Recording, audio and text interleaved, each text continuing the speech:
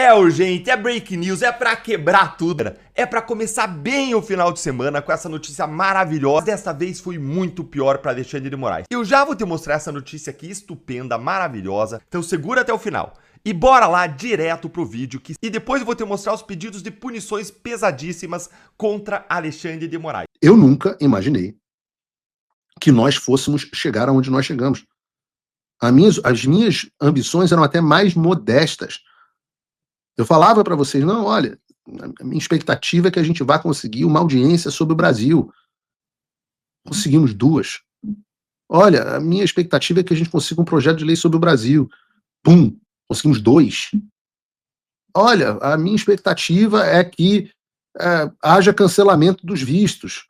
Pum, o Departamento de Estado publica uma coisa até com efeito global, era para ser só sobre o Brasil, eles publicaram algo global.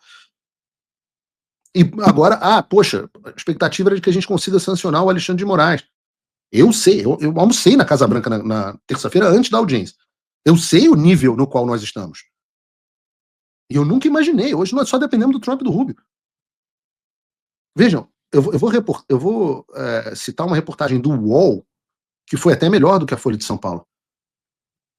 O UOL, que tem lá correspondente internacional desde lá em Washington, diz o seguinte, é o UOL, não sei se tem o UOL aí, Bruno. Coloca aí, ótimo. Vejam o que o UOL está dizendo. A reportagem do UOL é melhor do que a da Folha, inacreditável. É factual. Diz assim, parlamentares envolvidos na empreitada das sanções contra o Moraes, ouvidos pelo UOL, não pelo Paulo, ouvidos pelo UOL, asseguram que tanto Trump quanto Rubio estão convencidos sobre a validade de punir o juiz da Suprema Corte. A aplicação da lei Magnitsky dependeria meramente de superar os entraves burocráticos e falta de prioridade do assunto em um mundo conflagrado. Meu Deus, o UOL está fazendo tic-tac? O Paulo Figueiredo convenceu o UOL, que é o veículo de imprensa mais à esquerda do Brasil, dos grandes portais, que eu estou fazendo o tic-tac, a fazer tic-tac para o Paulo Figueiredo. Ou seja, o sujeito está passando a mão no saco, está sentindo 4 bolas e chassando o Superman e o Supermacho. O UOL diz conversão com congressistas americanos. O Olavo de Carvalho chama isso de síndrome do piu-piu. Né? Será que eu vi um gatinho? Eu acho que eu vi um gatinho, sim. Hein? O nome do jogo é persistência. Não, mas Paulo, e semana que vem não tiver saído, não. Semana que vem a gente vai buscar outras formas de ação. O trabalho de bastidores continua, a gente não vai descansar enquanto o Alexandre não for sancionado. O que nos ajudou essa semana? O julgamento do Marco Civil, que atrai atenção para a censura crescente no Brasil. Mas a gente tem 90% do trabalho concluído. Só falta o Trump e o Rubio pegarem as suas canetas BIC. A caneta BIC é do Bolsonaro, do Trump e o Rubio deve ser um plano, sei lá. E eles vão assinar um papelzinho. E na hora, isso pode acontecer a qualquer momento, pode acontecer inclusive enquanto eu estou fazendo o programa.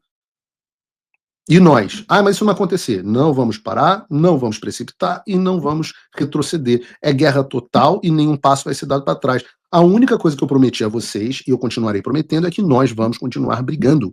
E eu digo, até agora, se você olhar o mapa da guerra, e você olhar o fronte norte dos Estados Unidos, que em 2022 foi o fronte que deu a vitória ao Lula, foi o fronte que permitiu que o Alexandre desse o golpe no Brasil. Olhe o fronte dos Estados Unidos e veja o quanto do território inimigo nós já ocupamos. Vou chamar aqui o general de exército Eduardo Bolsonaro e o general de divisão Paulo Figueiredo. Quanto que nós já entregamos a vocês? E eu acredito que a gente vai entregar a vitória completa aqui nesse fronte. E o UOL acredita que a gente vai entregar a vitória completa nesse fronte.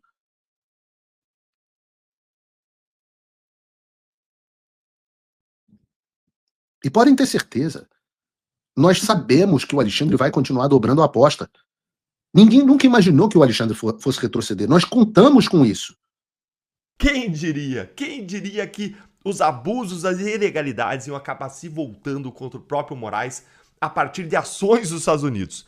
Essa medida aqui é nova, ela é bombástica, e ela coloca pela primeira vez o próprio Moraes na berlinda com pedidos fortíssimos contra ele, pessoa física, que eu já vou te mostrar. Quando a gente fala das sanções do Moraes, não é, entre aspas, somente, entre aspas, porque já é grandes coisas, tá? Não é só por conta das violações de direitos humanos, o atropelo da jurisdição americana.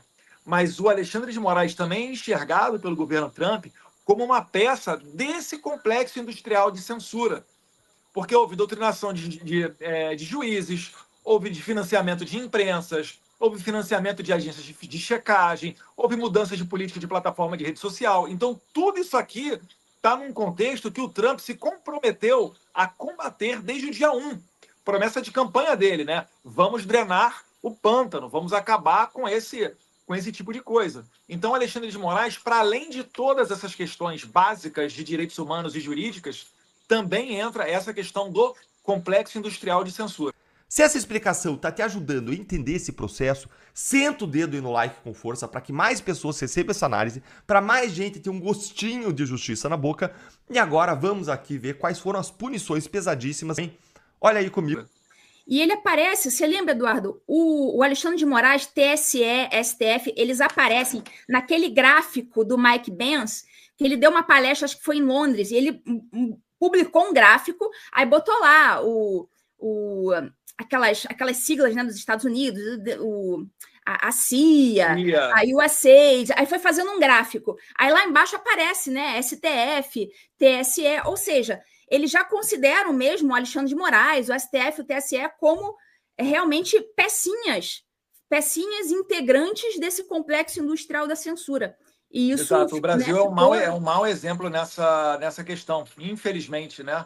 No exterior, a gente é tido como um modelo a não ser seguido pelos países democráticos e que preza pela liberdade.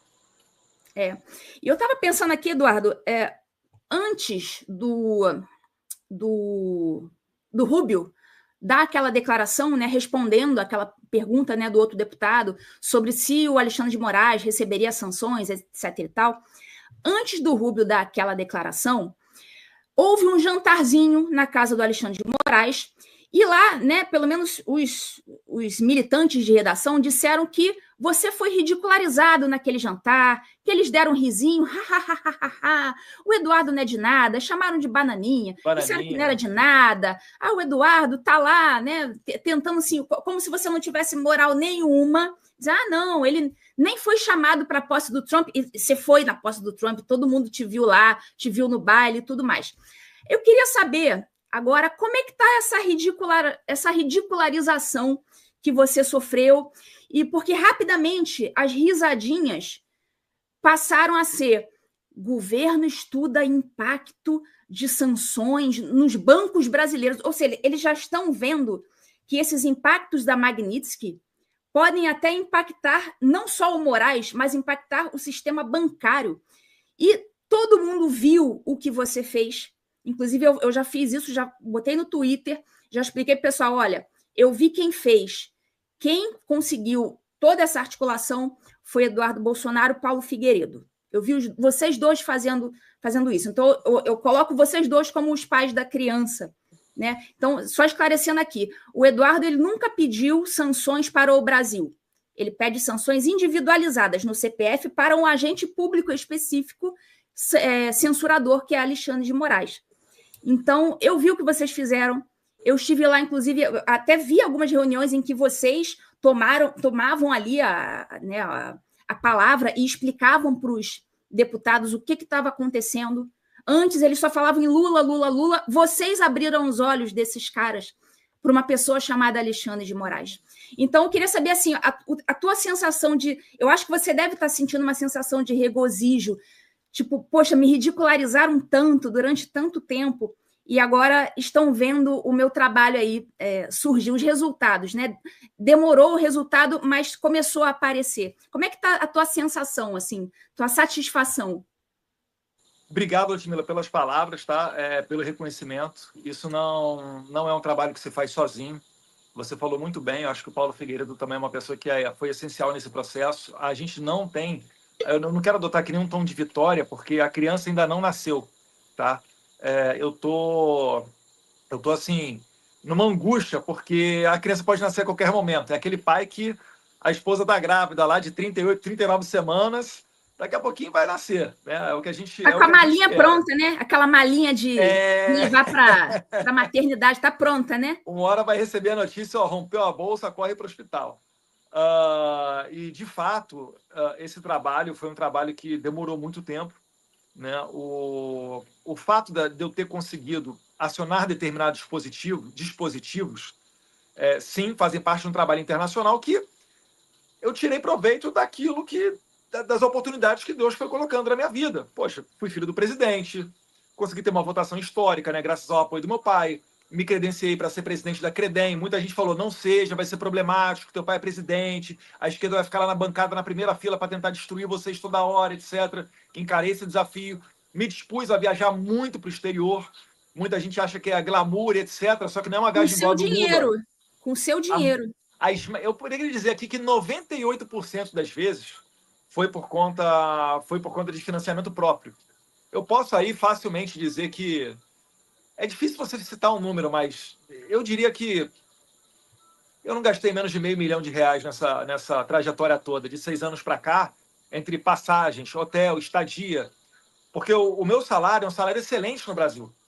Quando você sai do Brasil e, por exemplo, vai para um CPEC da Hungria, ou você vai no evento do Vox da Espanha, ou vai visitar o André Ventura lá do Chega, etc., ou aqui nos Estados Unidos, é 1 para 6. Aqui é 1 para 6. Então, o meu salário, que no Brasil é um excelente salário, e eu nunca reclamei disso, nunca atrasava, a minha vida era sensacional financeira, mas você vem para cá, o meu salário passou a ser $5 mil por mês.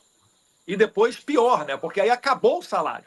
E aí agora entrou um novo escândalo, que é o escândalo do pai que ajuda o filho. Né? Meu pai falou nessa investigação recentemente aberta, né, que me mandou R$2 milhões.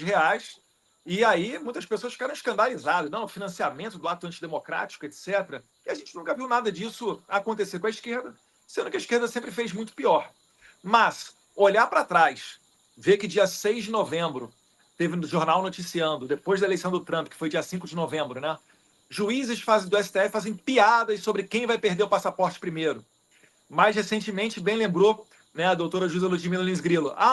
Chamaram de bananinha, fujão e covarde. Tudo bem. Eu tô com 40 anos, eu nem me sinto tanto nesse direito. Mas cada vez mais vem uma molecada bater foto comigo, falar, seja lá no Congresso, quando eu estava no Brasil, né? Ou seja, aqui agora, aconteceu aqui hoje também. E vem falar, poxa, quero se espelhando em você, né? Poxa, quero um dia conhecer seu pai, quero ser igual a vocês e tal.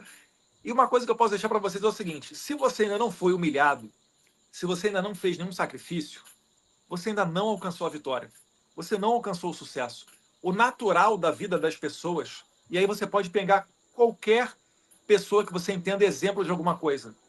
Essa pessoa, ou ela estudou muito, ou ela trabalhou muito, ou ela acordou cedo, ou ela passou algum sacrifício, alguma situação difícil, para depois ela ser esse expoente, esse líder que você enxerga nela hoje. Então, a trajetória que eu tô passando aqui, eu não reclamo dela, né? Eu entendo como uma missão. Eu tenho muita fé em Deus de que vai dar certo. Então, isso me tira estresse, e isso me dá o conforto para eu ter a cabeça no lugar e conseguir raciocinar para tomar as decisões corretas, né? De não se assustar quando você está passando ali pelo Vale da Morte. Porque o que o Alexandre de Moraes está pedindo para mim são 12 anos de cadeia. Abolição violenta do Estado Democrático de Direito, né? Pena máxima 12 anos, mais ali uns 6 meses pela obstrução do processo, mais uma multinha. Isso tudo aí tá em risco. Tá em risco eu nunca mais voltar ao Brasil, meu pai pode ser preso, né? Eu não retornar para o Brasil, eu posso não vê-lo nunca mais. Mas isso daí é parte do sacrifício. Tem que arriscar. Porque o outro caminho que a gente tem, se a gente olhar pelo outro lado, é o quê? É viver debaixo do que o Moraes disser. Quando ainda não tinha, finalizando, Ludmila, quando ainda não tinha decidido retornar ao Brasil, durante o carnaval, o feriado de carnaval e até um pouco depois, algumas matérias, inclusive do G1, pareciam até que eram porta-vozes do Alexandre de Moraes, né? Dizendo que se o Eduardo Bolsonaro não se comportar na Comissão de Relações Exteriores, ele pode se complicar. Falei, calma aí, cara. Não é carteirando, não, mas eu sou um deputado federal. O cara tá lá do outro lado, no judiciário. Eu me formei em Direito na FRJ e eu aprendi que o juiz ele tem que ser inerte. ele só deve se pronunciar dentro dos autos e quando convocado. Me corrija se eu estiver errado, doutora Ludmila, mas eu acho que as aulas devem estar diferentes na faculdade do Alexandre de Moraes. E aí, Isso nós aprendemos, né? Eu estudei lá também, e acho que estudamos mais ou menos ali, uma diferença de poucos anos, e é isso, né? E aí, assim, se eu voltasse ao Brasil, eu estaria debaixo do chicote dele. Ele ia mandar a Polícia Federal na minha casa, ele ia tirar minha rede social, ele ia tirar meu passaporte, ele ia fazer esse tipo de coisa. Então eu parei, né? Conversei com a minha esposa, tomamos uma decisão, né? Não tomo decisão sozinho lá em casa, porque eu não sou maluco. E graças a Deus ela me apoiou e a gente conseguiu se instalar aqui nos Estados Unidos, onde a gente percebeu que era um trabalho mais essencial. Porque no Brasil eu já não enxergo mais maneiras de você conseguir vencer essa lawfare, esse ativismo dentro dos tribunais. Porque, como diria Rui Barbosa, que tem uma estátua dele no plenário do Senado, a pior ditadura que existe é a do judiciário, porque dela não há a quem recorrer. Então a gente tomou a decisão de ficar aqui. Agora, depois que o Marco Rubio respondeu ao deputado Corey Mills sobre a análise das sanções, que podem ser lei Magnitsky, que podem ser o IEPA, e aí eu vou passar a bola para a doutora Ludmila, se ela quiser falar um pouco com relação a isso, mas no final das contas, os dois caminhos, quem aplica normalmente a sanção é o Tesouro Americano, é o OFAC, o Office of Foreign Assets Control. É o escritório de controle financeiro estrangeiro, né, do exterior. Então, no final das contas, é tudo a mesma coisa, né? É perda de visto, é congelamento de bens, é impossibilidade de fazer transações que participem agentes americanos, enfim, e toda aquela coisa que é a pressão que eu entendo que é uma pressão forte, onde o Alexandre de Moraes não vai ter controle, e aqueles que se aventurarem a seguir o caminho do Moraes estarão sujeitos a sofrer o mesmo tipo de coisa. Eu me arrisco até a dizer que o Moraes servirá para os americanos do governo Trump como exemplo de como se combater, né, um juiz tirano como ele é, né? Essa é a impressão que eu tenho, Eduardo. Eu até já falei aqui no canal que eu tenho um palpite de que o Moraes ele vai ser usado, ele vai ser barbarizado com sanções para servir de exemplo, inclusive, para esses juízes ativistas lá na Europa. Então, em vez deles barbarizarem inicialmente um juiz europeu, eles vão barbarizar com o Moraes, que eu acho que é o maior exemplo atualmente no mundo, né? Existem outros exemplos. Israel está sofrendo uma questão séria também de ativismo judicial, a Polônia, salvo engano, mas o exemplo do Brasil é um exemplo, eu acho que é o mais forte no mundo. Então, né, o prego que se destaca nesse caso negativamente, que é o Moraes, vai tomar a martelada merecida. Então, me parece que ele vai ser barbarizado de sanções pelos Estados Unidos. Aliás, uma dessas sanções... Comum, é o caminho natural. Estados Unidos primeiro, depois vem Canadá, vem a União Europeia, e aí... abre a porteira. Abre a porteira. Inclusive o Michael Moreno, que é você já falou dele também, que é o ex-juiz da Suprema Corte da Venezuela, foi sancionado, né, pelos Estados Unidos, perdeu conta bancária, etc. Ele também, logo depois, foi sancionado por Canadá e União Europeia. Então, não tem esse negócio, vão ser só os Estados Unidos. Começa com os Estados Unidos. Então, depois as sanções vão aumentando, vão se espalhando pelo mundo, né? E uma coisa que eu percebi foi que a sanção de perda de visto, ela já aconteceu. Só que eles não liberaram a lista. Eles fizeram a coisa com requintes de crueldade, né? Já tem gente sancionada, mas não vamos dizer quem são essas pessoas. Se quiserem, peguem um avião e venham ver. Então, assim, eu queria saber quem vai ser o primeiro corajoso. Eles falam tanto que a gente é covarde, né, Eduardo?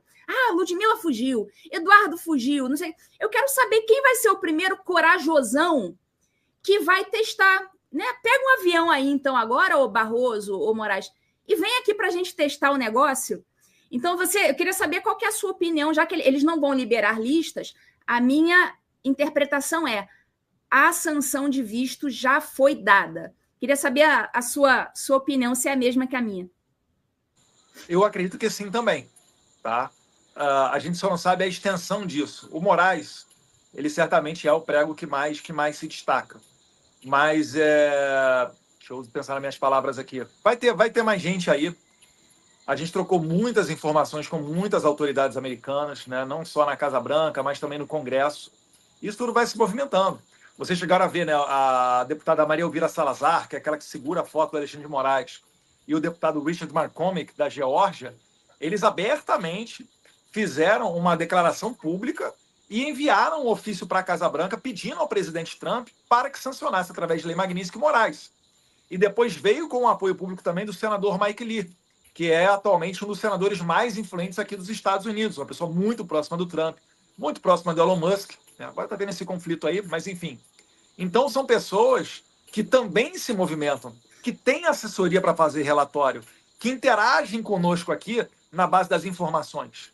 E hoje em dia você não encontra mais ninguém aqui nos Estados Unidos em que você tenha que apresentar o Alexandre de Moraes. No passado, vinham comitivas de parlamentares, né? E é por isso que eu falo que não é um trabalho sozinho. Vários outros parlamentares vieram junto conosco para cá. E aí a gente chegava e falava, olha, lá no Brasil tem um cara que está fazendo muito mal. Ah, é o Lula. Não é só o Lula, não. Tá? Tem outro aqui também que está arrepiando. Ah, é? Aí começava. Daniel Silveira, 1.500 presos no 8 de janeiro, Clezão. E você falava, Silvinei Vasquez, Anderson Torres, General Braga Neto, olha, lawfare, Jair Bolsonaro, pá. Hoje em dia você já não precisa mais fazer isso. Quando eu entro em programas, né, do Matt Gaetz, do Steve Bannon ou Steve Crowder aqui, que são uma das maiores audiências aqui dos Estados Unidos, quando se fala em transmissões pela internet, podcast, essas pessoas elas já vêm direto perguntando da Magnitsky, das violações de direitos humanos. E aí até a Folha fez uma matéria falando da bancada anti-Moraes do Congresso americano. E tá certo. Não era fake news da Folha, não, era verdade. Porque já existem pessoas dedicadas a fazer isso. Bem, doutora Ludmilla mora aqui na Flórida. Aqui na Flórida, dependendo de onde você mora, você fala mais espanhol ou português do que inglês. Esses parlamentares, eles são eleitos com voto de imigrantes, que estão na segunda, terceira, quarta geração, às vezes. Então, é super interessante para eles defender essas bandeiras, não só por uma questão de princípios, né, de liberdade, que aqui é muito forte a questão dos Founding Fathers, primeira emenda, segunda emenda, 1776, etc., mas também por um motivo eleitoral. Richard McCormick é um deputado que se elege pela Geórgia, tem pretensão de vir a senador na próxima campanha. A Geórgia é a quarta maior comunidade de brasileiros fora do Brasil, atrás somente de Boston, Nova York, Miami, e aí já vem a Flórida, Nova York, né, Massachusetts, falando dos estados, e a Geórgia. Na região de Atlanta, são cerca de 100 mil brasileiros que moram ali. E essas pessoas acabam votando, né? Muitos deles ali já são cidadãos, outros já estão na segunda geração, terceira geração de brasileiros. Então, isso daí está acontecendo aqui nos Estados Unidos. Os cubanos, para finalizar, os cubanos têm mais influência porque a Revolução Cubana foi de 1959. Então, eles já estão há mais tempo aqui nos Estados Unidos. Muitos já viveram o American Dream e se tornaram milionários, às vezes bilionários. Aí eles entram forte na campanha, porque aqui não tem dinheiro público. Isso é outra coisa que a gente tem que consertar no Brasil também, né, que foi demonizado o financiamento privado de campanha. Eles entram pesado na campanha e isso daí abre mais facilmente as portas. Então isso tudo está acontecendo nos Estados Unidos e não se engane, né? O primeiro passo é o visto. O segundo são essas sanções OFAC. E depois, né, abre a porteira para o mundo inteiro. Muito bom escutar isso de você, Eduardo. Inclusive, semana passada, eu fiz um TV em Justiça quase todo falando sobre o seu caso, que recentemente eles abriram um novo inquérito contra você. Mas eu fiquei pensando o seguinte, recentemente eles não tinham arquivado, Eduardo, o PGR, quando você veio para os Estados Unidos, aí eles estavam ali. Você que é a doutora, você que tem que explicar isso para o doutor aí. Oi? Você é que é a doutora, você que tem que explicar, né, esse negócio aí. Eu não entendo. Não, se é que alguém consegue explicar, né? A gente só consegue explicar na clave da ditadura. Porque eu lembro muito bem, quando você veio para os Estados Unidos, você falou, olha, estou aqui nos Estados Unidos, tal, eles estão ali com um inquérito para suspender meu passaporte, eu não vou me submeter a isso, tal, vou ficar lutando aqui. Aí logo no dia seguinte, lembra? No dia seguinte eles foram lá e arquivaram, querendo dizer... Foi no mesmo dia. Foi no mesmo dia? Foi no mesmo Pior dia. ainda. Quando eu fiz o vídeo anunciando que eu ficaria aqui, 2 horas depois o Gonê canetou e falou que, olha, o trabalho do Eduardo é lícito, trabalho parlamentar normal, etc., devolve para o Alexandre de Moraes, indeferindo o pedido do Lindbergh para apreender meu passaporte. E o Alexandre de Moraes, no mesmo dia, arquivou o processo acompanhando a opinião do PGR. E é engraçado porque, assim, não foram nem 2 meses depois. Eles mudaram da água para o vinho. Por que eles mudaram da água para o vinho? Porque eles sempre me tiravam para chacota. Eles vivem numa bolha, e antes a gente tinha essa dúvida, né? Será que esses caras vivem numa bolha e fica falando ali, né? Com Daniela Lima, né? Um ou outro aqui a colar. E eles realmente acreditam nisso? Ou será que eles sabem que esse mundo é fantasioso e só vendem para fora, para o militante gado do PT consumir esse tipo de porcaria? Hoje em dia a gente tem a certeza. Eles acreditam nessa ladainha. Por quê? Porque eles achavam que eu era o Bananinha, que eu era o Fujão, era o filhinho do papai, era o aqui a colar e tal, e, enfim, nunca deram o devido valor e nunca enxergaram um trabalho efetivo da minha parte. Eu adorei isso. Eu falo, papai do céu, muito obrigado pela soberba e arrogância dos meus inimigos, porque isso é que deixou o caminho livre para que eu e Paulo Figueiredo, ó, eu estava indo toda semana para Washington DC, poxa, fazia reunião, voltava, etc. E tocando a minha vida aqui. E então, quando eu me encontrei com o deputado Corey Mills, eu estava junto com o deputado Felipe Barros, né, presidente da Credem, falamos com ele, eu levei a ele subsídios sobre a situação do Brasil, nós conversamos sobre a situação do Brasil, e ele falou, olha, na semana que vem vai ter um hearing, né, vai ter uma audiência pública no Congresso, e eu vou ter a oportunidade de falar para o Marco Rubio, né, secretário de Estado. Até então, eu falei, olha, legal, né? Poxa, vai fazer uma pergunta para o Marco Rubio, mas a gente sabe também que na rotina parlamentar ele é assodado de outros pedidos. Então, aqui nos Estados Unidos, todo mundo bate na porta de um deputado. Poxa, vem gente de Israel falar dos reféns que estão lá em Gaza, vem gente da Rússia, da Ucrânia, da Argentina, Venezuela. Então, é uma disputa muito grande. E eu não ficaria ressentido se ele não fizesse a pergunta, porque eu entendo como é que é a rotina deles aqui. Mas, graças a Deus, ele encontrou um espaço, mandou a pergunta e o Rubio respondeu que sim. Era até provável que sejam aplicáveis as sanções contra o Alexandre de Moraes. Aí eles mudaram da água para o vinho. E aí esse inquérito, doutora, que foi aberto lá para pegar meu passaporte, que o PGR falou que não ia aprender, porque o meu trabalho, o meu ofício, era um ofício regular de um parlamentar, passou a ser uma atividade antidemocrática. E eles fazem isso, eles deixam abertos esses inquéritos, como o da fake news, que está aberto desde 2019, o inquérito do fim do mundo, né? Inclusive a doutora assina o livro que leva esse nome.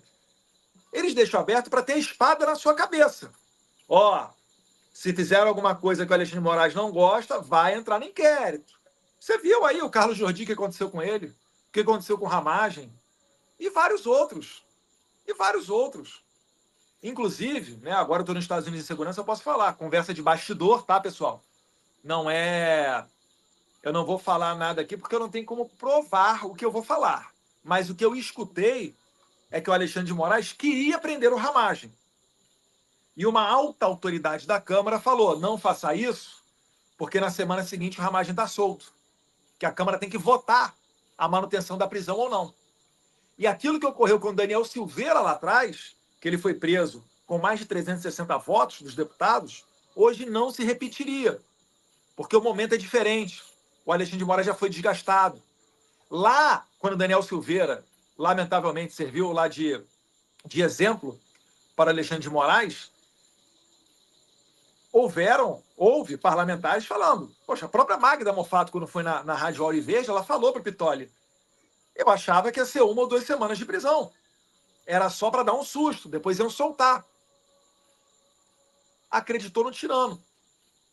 E aí, o tirano é o seguinte, uma vez que ele tem poder, ele nunca volta atrás. É por isso que é importante você estudar história. Não é só para você chegar na festinha, impressionar a gatinha lá, não, você que está solteiro aí, tá? É para você aprender com o passado e não cometer os mesmos erros hoje. Porque se você estuda a história, ela é cíclica, ela só está dando mais uma volta. E agora a gente está chegando no momento de começar a derrocada do regime. Então, lamentavelmente, Daniel Silveira serviu de exemplo. Hoje em dia, já não tem mais poderes o Alexandre de Moraes para fazer tudo isso.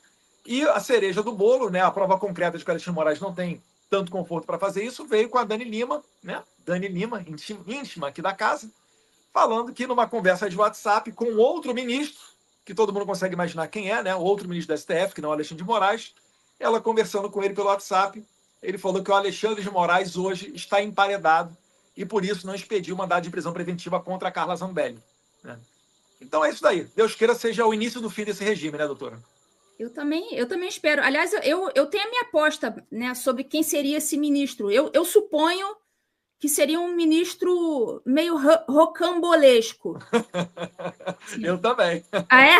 Bom, então estamos convergindo aí nessa ideia. Temos a mesma opinião. Olha, nesse momento, olha, são 10h47 da noite no Brasil, estamos com 20 mil, quase 21 mil telas sintonizadas no TV e Justiça.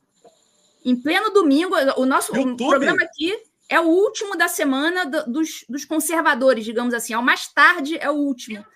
E é uma realmente bem expressiva. Eu não tinha curtido, já vou deixar minha curtida aqui para dar mais uma moral lá, para botar o algoritmo para mandar o vídeo para todo mundo. Isso aí, tá vendo? O Eduardo sabe como é que faz para o algoritmo funcionar, né? Eu sou uma péssima youtuber, eu esqueço de pedir para o pessoal clicar, seguir. Então, pessoal, cliquem, sigam, compartilhem aqui o vídeo. Agora eu vou fazer mais um ato antidemocrático. Eu vou dar RT no link da live no meu X. Olha, mais um ato antidemocrático. Perigosíssimo, 12 anos de cadeia agora, de repente com agravante. Mas, doutora, terrível. Explica para as pessoas como é que funciona essa questão das penas, porque quando eu estudei lá na faculdade, tinha a dosimetria da pena, né? Como é que o Alexandre de Moraes define se uma pessoa vai pegar 10, 14, 15 anos? O que ele fundamenta isso? Como é que ele leva em consideração? É difícil explicar para as pessoas em casa. A dosimetria, ela tem um mínimo... Cada tipificação penal tem um mínimo e um máximo, né? A pena mínima e a pena máxima daquele crime. E ali, dentro daquele mínimo e aquele máximo, o juiz vai justificando na sentença, isso aqui vai servir para aumentar a pena um pouquinho, isso aqui vai aumentar mais um pouquinho. E aí, até que chega na pena máxima. O Alexandre de Moraes, ele parece que ele vive para ele só existe o máximo. Então, por isso que eu digo, por exemplo, no caso da Carla Zambelli, se fosse qualquer outra pessoa que estivesse respondendo pelos mesmos atos, teria recebido uma penazinha ali. Só que como é a Carla Zambelli, ele bota a pena lá em cima para já pegar de cara um regime fechado. Porque a pena acima de 8 anos, a pessoa ela já tem que começar no regime fechado. Não tem essa de semi-aberto e aberto, não. Passou de 8 anos, é fechado. Vai ser emparedado, né? Que nem disse aí o ministro. Então, ele já começa a botar lá em cima. Aliás, no caso da Carla Zambelli, eu gostaria muito de saber se a Câmara vai dar o mesmo mole que deu lá no caso do Daniel Silveira, porque a Constituição fala que o parlamentar, no curso do mandato, que é o caso da Carla Zambelli, só pode ser preso em caso de flagrante de crime inafiançável. Então, eu quero saber o que a Câmara vai fazer, né? Porque a Carla Zambelli, ela não pediu para sair, ela não pediu, né? Olha, estou deixando aqui o meu cargo. Não. O Moraes foi lá e canetou. Falou, você está presa, primeiro decretou a prisão preventiva, depois decretou a prisão definitiva, você está presa, perdeu o mandato e acabou. Quero saber a Câmara. O que você acha, Eduardo, que vai acontecer? O Moraes ele atropelou a Câmara, na verdade, né? Ele está falando que teve uma decisão definitiva para tirar o mandato da Carla Zambelli, justamente visando que não fosse possível uma votação na Câmara, onde ele poderia sim perder essa votação. Vale lembrar ainda, um outro conteúdo político é o seguinte: o Flávio Dino, que foi senador do PCdoB, foi ministro da Justiça do Lula, ele está na mão dele, e essas coincidências da distribuição do STF, né? Mas está na mão dele um inquérito que investiga a questão das emendas parlamentares. E aí eu vou ser bem sincero com você. Tem problema ali? Pode até ter, mas ele fica com a faca e o queijo na mão para pegar e destruir a reputação de qualquer pessoa. Ele pode perfeitamente chegar amanhã e mandar a Polícia Federal ir lá na minha casa e falar: o deputado Eduardo Bolsonaro mandou emenda aqui para a Santa Casa X e eu acho que houve desvio. Cara, me senta a PF na minha casa, bota tudo que é notícia de jornal, me pinta de corrupto e depois deixa eu me explicar. Já acabou com a vida do cara. Então, se ele acelerar nesse sentido, vai criar ainda um atrito ainda maior com a Câmara. Então, a relação é uma relação que já não está boa há muito tempo. Somente aquela esquerda mais a secla é que continua realmente apoiando e falando que é tudo pela democracia. Mas o próprio centro já está vendo que ano que vem é eleição e vai ser uma eleição mais à direita. Então, nessa atmosfera, o Alexandre de Moraes se arriscaria muito em jogar para o plenário da Câmara dos Deputados um processo desse da Carla Zambelli. E olha que eles assassinaram a reputação dela, que é uma beleza. Né? Mais de 10 anos de cadeia que ele está pedindo para ela. É mais um daqueles crimes que eu te falo. Se você sair na rua, matar uma pessoa na rua e pegar uma condenação por homicídio simples, se você for réu primário, você nunca vai começar com mais de 10 anos de cadeia. Mas a Carla Zambelli já começou, e isso daí é pela aquela acusação de invasão hacker, que depois ainda vai vir a questão da arma.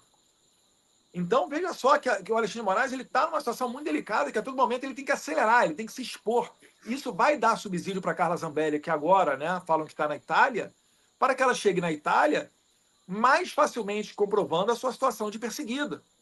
Ela vai começar o seguinte, quando ela começar a bater na porta das autoridades italianas, seja dentro do tribunal para se defender, seja através de articulações políticas, ela vai começar falando o seguinte: italianos, vocês sabem quem é aquele jurista, o advogado que defendeu o Cesare Battisti, que falava que ele era um perseguido político, só porque ele teve 4 homicídios qualificados aqui na Itália e depois foi fugir no Brasil e ficou, acho que 8, 10 anos no Brasil, tomando banho de sol lá em Ipanema, passeando pelo Brasil inteiro? Então, o cara que defendeu ele é o presidente desse tribunal que está atrás de mim, Luiz Roberto Barroso.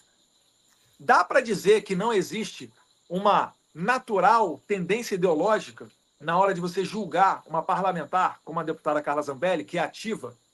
É claro que dá. Daí você já começa a conversa. Depois você vai e fala, olha, a Constituição fala que a Câmara tem que votar a prisão do deputado. O Alexandre de Moraes tirou meu mandato antes para evitar esse tipo de votação. Fala que eu só posso ser presa, né, mediante flagrante delito de crime inafiançável. Está lá no artigo 52, está lá no parágrafo 2º. Aí, no meu caso, não, já expediu a prisão preventiva, já está querendo acionar a Interpol e eu não tenho como me defender. Então, fere ampla defesa, fere devido processo legal, fere imunidade parlamentar, tudo isso aí previsto na Constituição. Então, ela tem muitíssimas chances de se manter fora do Brasil sem que o Alexandre de Moraes a alcance. Lembrando ainda um outro aspecto que é interessante. O Alexandre de Moraes tentou extraditar, que a gente sabe, que nós sabemos, fora outras pessoas que a gente não sabe. Tentou extraditar Alan dos Santos, não conseguiu. Tentou extraditar Oswaldo Eustáquio, não conseguiu. E, bem ou mal, não é a situação desejável, mas os cerca de 6 brasileiros que estão presos na Argentina, o Moraes também pediu a extradição deles e eles não foram extraditados. E, além disso, né, tem 6 presos, mas ele pediu a prisão de mais de 60. Depois que inicialmente cantou a prisão desses 6 e a gente começou a falar, as repercussões começaram a acontecer, ao que parece, a polícia argentina não colocou adiante a prisão dos demais. Acho que botou a mão na consciência e falou, calma aí, cara, eu estou servindo aqui de instrumento para uma tirania. Então isso tudo vai pintando a carinha do Alexandre de Moraes como um tirano a ser combatido. Para finalizar, no exterior, você tem diversas publicações, The New York Times, Washington Post, The Epoch Times, etc. Tem jornal de direita e de esquerda que estão na mesma linha. Aliás, todos eles estão na mesma linha, né, de dizer que o Moraes já acelere muito a persecução dele. O Elon Musk é investigado dentro do inquérito das fake news. Agora que eu vi atrás de você, doutora, está lá o livro ali do inquérito das fake news, o inquérito do fim do mundo. Então isso daí vai deixando o Moraes enfraquecido. Eu aqui me arrisco a dizer, saindo das sanções, Deus queira, o mais rápido possível, seja Magnitsky, seja EPA, qualquer coisa dessa, saiu a sanção OFAC, o Alexandre de Moraes tem que sair do Supremo Tribunal Federal.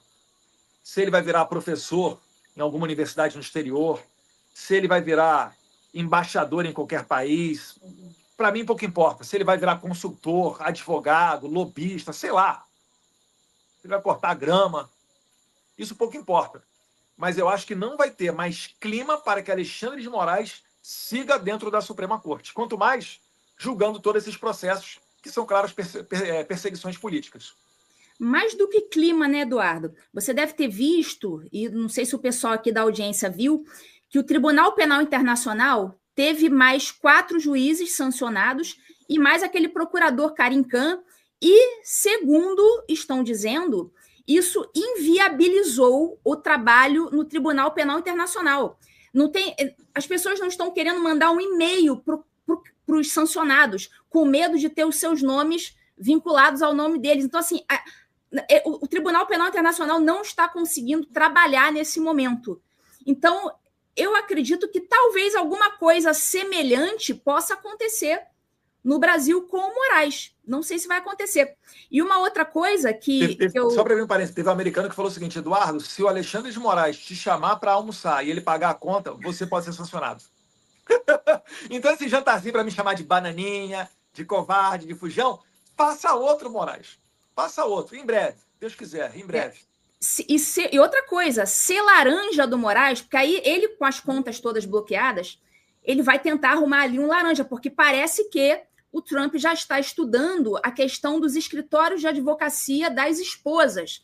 Então, assim, inicialmente a pessoa falava, não, tudo bem, ele vai ter tudo bloqueado, mas tem a esposa. Opa, mas as esposas, como também elas são beneficiárias desses atos de censura, elas também acabam, né, servindo ali como partícipes de alguma forma. Elas também se beneficiam daqueles atos. Lembra, inclusive, do aeroporto de Roma, o comportamento ali, por exemplo, do filho do Alexandre de Moraes no aeroporto de Roma. Então, todos eles são pessoas que estão ali se beneficiando de alguma forma daquele comportamento do agente agressor. E com esses escritórios de advocacia das esposas sendo monitorados e elas também sendo sancionadas, eles vão precisar de um laranja, assim, para viver. E quem vai ter coragem de ser um laranja para também ganhar uma Magnitsky na cara?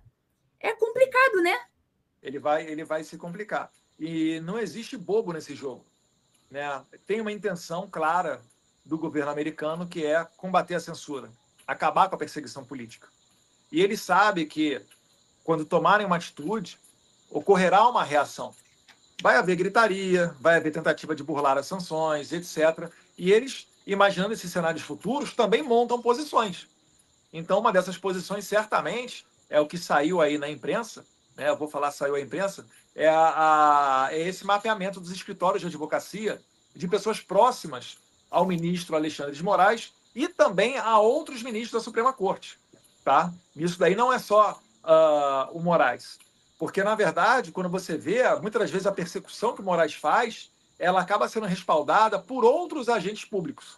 Né? Não só o ministro da Suprema Corte, mas o delegado Fábio Chora, antigamente era Denise, tiveram aqueles 2 juízes, né? O Marco Antônio Vargas e o juiz Ayrton Vieira, em mensagens trocadas com o Eduardo Tagliaferro, eles dizem abertamente, olha, use a sua criatividade para fechar a Revista Oeste, temos que pegar o Eduardo Bolsonaro, vamos dar um jeito, vamos ligar ele com aquele Serimedo lá da Argentina, que fez a live.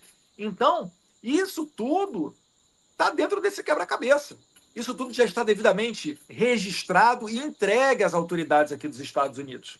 Tá? Então, o trabalho do Paulo Figueiredo, excepcional nesse sentido, né? A gente fez uma espécie de equipe, né, muito boa, contamos com o apoio de outras pessoas, mas eu realmente tiro o meu chapéu para o Paulo Figueiredo, que tem tido um brilhantismo e uma dedicação para fazer isso, que ele não precisaria. Né? O Paulo Figueiredo, ele tem a vida dele aqui nos Estados Unidos já há muitos anos, né? Toca o negócio dele de jornalismo, tem outros empreendimentos, e não precisaria estar fazendo isso. Ele faz por uma questão de princípios. Ele faz por se ter uma compaixão com o próximo e saber que aquilo dali é injusto e se dedicar a combater. Então, graças a Deus, a gente tem tido muito sucesso nisso e a gente aguarda que muito em breve essas sanções realmente saiam. Eu não sei se você viu, Eduardo, que o seu caso foi utilizado pelo advogado Martin De Luca no processo do Trump Media e Rumble contra o Alexandre de Moraes, o segundo processo. Teve o primeiro processo em que eles conseguiram ali uma decisão que eles disseram que não foi favorável, mas foi favorável, que disse, olha, essas sanções aí do Moraes, essas decisões do Moraes não valem nada aqui nos Estados Unidos. E agora eles entraram com um segundo processo, agora para punir individualmente o Moraes, inclusive pedindo indenização no CPF, pessoa física.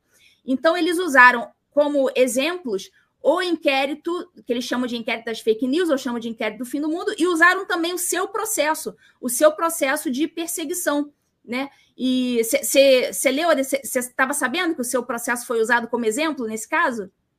Sim, sim. E ao que tudo indica, o Alexandre de Moraes ele cometeu o mesmo erro do Twitter Files Brasil. Qual erro? Quando teve a eleição de 2022, o que o Alexandre de Moraes fazia? Ele mandava a ordem para o Twitter para derrubar perfis e falava o seguinte para a plataforma: derruba, mas não fala que a ordem veio do STF. É uma ordem sigilosa, não pode contar. Cara, às vezes eu me impressiono, porque para mim o Alexandre de Moraes, cada vez mais, ele se demonstra como uma pessoa totalmente ignorante, totalmente embebedada de poder. Porque ele fez essa mesma coisa com a Rumble agora.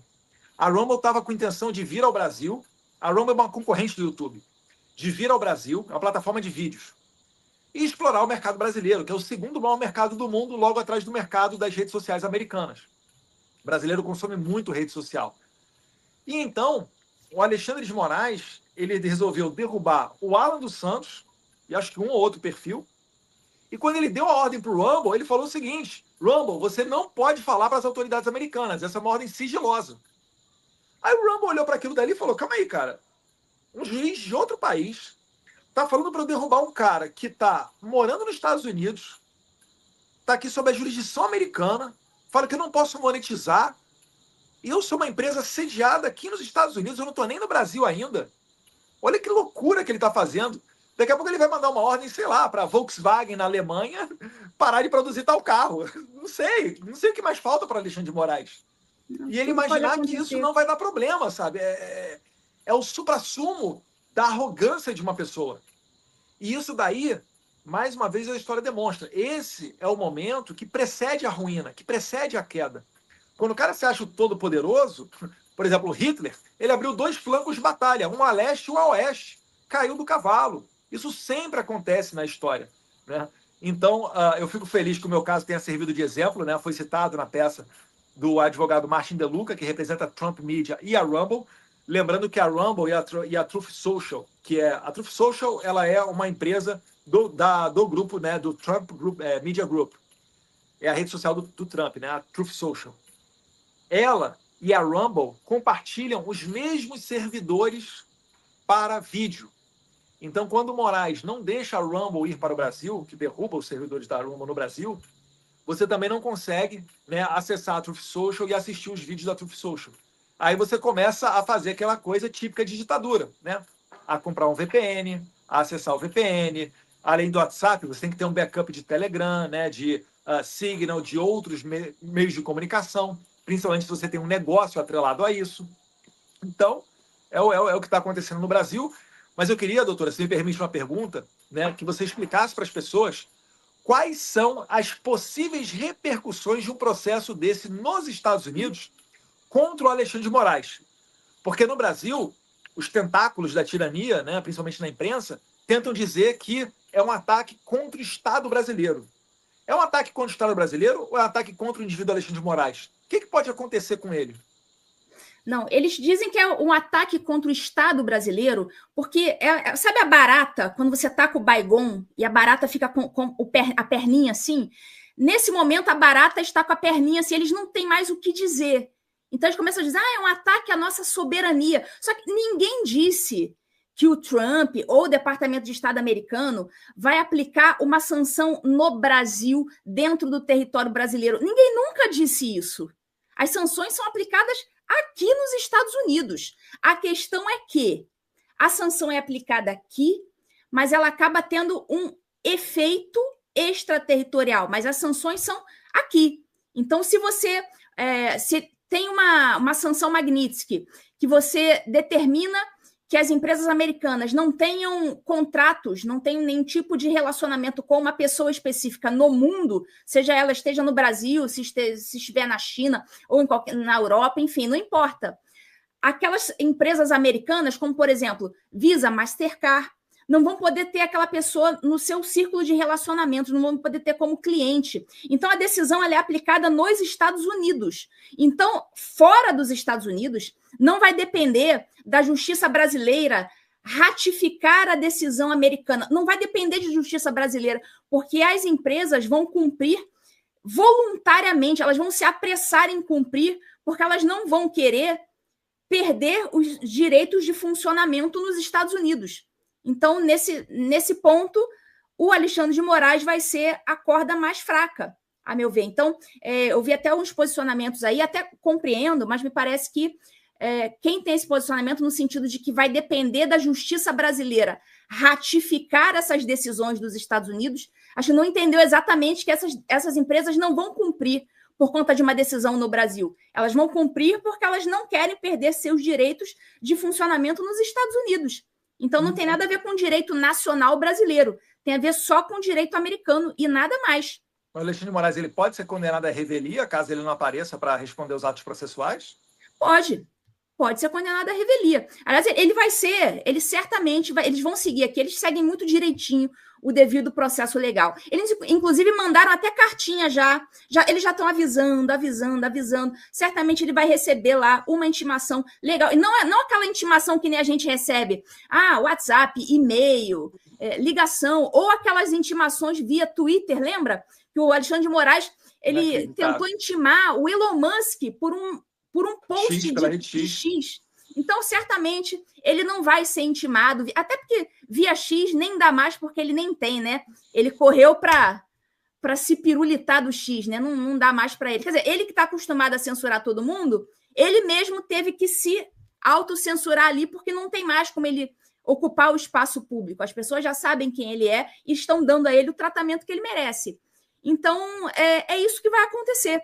Ele vai receber direitinho a intimação no Brasil, tal, para se defender nos Estados Unidos, e parece que a AGU já foi acionada, aliás, indevidamente acionada. É isso que eu ia falar, a AGU pode ser acionada porque não é na pessoa física dele? Não. Ato de improbidade administrativa na cara dura. E ainda especifico as modalidades. Ato de improbidade em duas modalidades. Enriquecimento ilícito por parte de quem está recebendo essa assistência jurídica da AGU sem poder receber, ou seja, em vez do Moraes pegar o dinheirinho dele e pagar um advogado nos Estados Unidos, ele está indevidamente se utilizando da AGU, ou seja, ele está se enriquecendo ilicitamente, né? Se a gente olhar dessa forma, se ele está deixando de gastar o dinheiro dele com advogado, ele está se enriquecendo ilicitamente. E ato de improbidade administrativa na modalidade dano ao erário, porque o erário não deveria estar sendo gasto para defender uma pessoa física. Então, quando eu sou deputado e sou processado na física, eu não posso nem usar minha assessoria, sabia? Eu tenho advogado na assessoria, eu não posso usar minha assessoria quando eu sou processado na física. Eu tenho que arranjar um advogado de fora do meu gabinete de Brasília para fazer a minha defesa. O Alexandre de Moraes não, o Alexandre de Moraes pode usar a assessoria do Estado mesmo, né, a AGU. Impressionante. Pois eu quero ver aí qual que vai ser o comportamento do Tribunal de Contas da União, que sabe muito bem que esse gasto não pode ser feito para este tipo de coisa na pessoa física.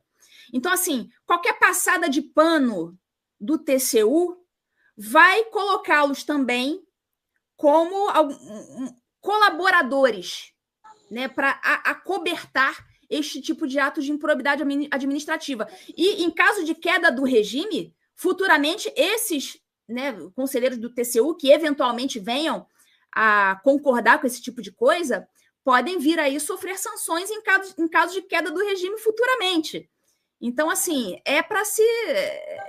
eles, nesse momento, eles devem estar pensando, poxa, ou a gente é honesto e diz que isso não pode e a gente acaba tomando uma sanção, ou a gente vai ter que dizer que pode para a gente não ser sancionado. Mas, assim, não tem justificativa, não. Quem está nesse tipo de cargo, né, como é que é aquela frase, né? Grandes deveres vêm com grandes responsabilidades. Não vai poder argumentar isso. Eu fiz isso porque eu fiquei com medo do Moraes me sancionar. É funcionário do TCU, é ministro do TCU, vai ter que fazer o seu trabalho direitinho. Não vai poder passar a mão, não. E exatamente por isso que, além do Moraes, tem aí uma outra rela de pessoas, eu falei dos juízes, né, e também do delegado Fábio Schor, que muito provavelmente vão, junto com o Moraes, tomar essas sanções. Em que pese eles poderem falar, tal qual os nazistas no tribunal de Nuremberg diziam, né, eu estava apenas cumprindo ordens. Não cola. Acabou isso. Eu estava apenas cumprindo ordens e dava um tiro na nuca do judeu, você não sabia que aquilo era errado? Calma lá, né? Vamos ter o mínimo de direitos humanos. E, enfim, voltando à questão de vários avisos, Eu queria lembrar aqui também que, por exemplo, o deputado Chris Smith, depois que ele fez uma audiência pública no Congresso americano, que falaram ali o Paulo Figueiredo, o Chris Pavlovski, o Michael Schellenberg e um outro representante da esquerda, o deputado Chris Smith, ele mandou um ofício para o Moraes perguntando ao Moraes, olha, realmente é verdade isso aqui que o Paulo Figueiredo falou e tal, tal, tal? É verdade que você derrubou os perfis tais, tais, tais? Para dar uma chance de defesa ao Alexandre de Moraes. E ele fez aquilo mandando cópia para presidente do STF, presidente do TSE, presidente da Câmara, presidente do Senado. É claro que não é um processo judicial, é um parlamentar americano fazendo uma pergunta ao juiz brasileiro. Mas, é o que você disse, aqui eles seguem tudo direitinho. Por mais que já se imagine, né, já se saiba que o Moraes é um ditador, ainda assim, dá-se a ele o direito de defesa. E essa carta do DOJ, ela o Department of Justice, né, que é encabeçado pela Pam Bondi, é a ex-procuradora aqui da Flórida, por coincidência, num dos jantares das celebrações de posse do Trump, ela sentou na minha mesa, no Vice President Dinner, eu tenho uma foto com ela. Ela alertou o Moraes, dia 7 de maio, sobre tudo isso que está acontecendo. É a famosa aula de direito em 5 páginas que ela deu, né, falando sobre extraterritorialidade, etc. E que o Moraes, pelo visto, ignorou solenemente, né, não consertou nenhuma das suas condutas, muito pelo contrário, continua aí abusando de todo o seu poder. Só que essa DOJ, embaixo dela, é mal comparando, pessoal, é o nosso Ministério da Justiça, vai? Embaixo do nosso MJ, o que a gente tem? A gente tem PF, tem PRF, tem um monte de estrutura. Aqui nos Estados Unidos, embaixo do DOJ, também tem uma estrutura gigantesca. Dentre elas, né, não só o FBI, como o US Marshals. Quando você recebe uma carta rogatória, quem bate na sua porta é o pessoal normalmente do US Marshals, é o pessoal que vem representando o DOJ. Então, para o Alexandre de Moraes me ouvir nesse inquérito que ele acabou de abrir, junto com o PGR, Paulo Gonet, ele tem que fazer um relatório explicando tudo bonitinho, manda para o órgão central brasileiro, para o órgão central brasileiro mandar para o DOJ. O DOJ, a Pam Bondi, vai chegar na mesa dela essa carta rogatória e ela vai fazer uma análise para ver a questão jurídica do pedido dele para me ouvir, para saber se não tem nenhuma ilegalidade, se aquilo não conflita com a lei americana. Ela faz um juízo de valor com relação a isso. Entendendo que é pertinente, aí ela manda lá para eu ser ouvido, eu sou intimado, e assim reza a lei. Existem outros mecanismos no EMILAT, mas não vem a casa aqui falar. Eu estou falando do principal, que é a carta rogatória. Então imaginem vocês que estão me ouvindo agora aqui. Você acabou de tomar a famosa... Eu sou carioca, às vezes eu tenho que segurar um pouco a boca, porque a minha avó às vezes assiste a minha live. Você acabou de tomar uma aula de direito do DOJ. Aí você vai e vai mandar uma cartinha para o DOJ pedindo para que seja ouvido Eduardo Bolsonaro em carta rogatória. Ele não vai fazer isso. O Paulo Figueiredo está até hoje esperando uma citação para saber do que ele está sendo acusado. É humilhante que ele só tenha tido ciência das acusações quando veio o Twitter Files Brasil e o Congresso americano fez um relatório vazando os e-mails que o Moraes trocou com a plataforma Twitter. E aí o Paulo Figueiredo conseguiu ver pela primeira vez uma folha, os poucos parágrafos que ensejaram o bloqueio de contas dele, né? Contas bancárias, a derrubada de rede social, cancelamento de passaporte. Gente, isso daí é humilhante. O Brasil deveria ter tido a maturidade de consertar a própria bagunça na sua casa. Mas nos força a vir aqui ao exterior, poxa, uma juíza dos concursos mais difíceis que tem no Brasil, um deputado federal, poxa, mais votado da história, força a gente a vir aqui para fora para fazer esse trabalho, porque a gente não tem mais esperança que vá o anjo Gabriel pairar sobre a cabeça do Moraes e colocar juízo naquela cabeça. Então é a situação que a gente está. O Moraes, ele vai inventar alguma coisa para dizer, ou vai me julgar a revelia, vai nomear algum defensor dativo, sei lá o que ele vai fazer, para dizer que eu fui convocado a prestar esclarecimento no inquérito e eu não o fiz porque não quis, quando é uma mentira. Eu espero os meios legais, porque ou a gente está no Estado Democrático de Direito, ou a gente está no chão de questão. Mas eu sei que ele não vai fazer isso, né? Então, aqui nos Estados Unidos, eu estou em segurança contra as garras desse ditador. Isso aí. Bom, agora já são 11h16 da noite no Brasil. Estamos com 24 mil telas sintonizadas aqui no TV em Justiça. Eu queria agradecer, inclusive, a sua digníssima, né, esposa Heloísa por ter segurado as pontas. Eu sei que tá aí do lado, né? Mandar um abraço aí para Heloísa. Agradecer pela colaboração aí, que eu sei que o Eduardo, né, também segura a ponta com as crianças e tudo mais, e é difícil para ele ficar aí até tarde.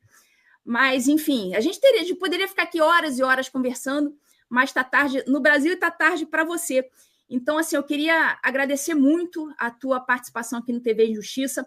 Me solidarizo com a tua situação, me solidarizo com a situação do Jair, inclusive, que já deram um jeito de colocá-lo no seu inquérito, né? Dizendo, está financiando o Eduardo. Assim, como se um pai não pudesse, eventualmente, sustentar o seu filho. Eu queria saber aqui no chat, quantas pessoas aqui que estão no chat, dessas 24 mil telas que estão aqui, quantos não estão, né, sustentando seus filhos, pagando alguma coisa, chegando junto?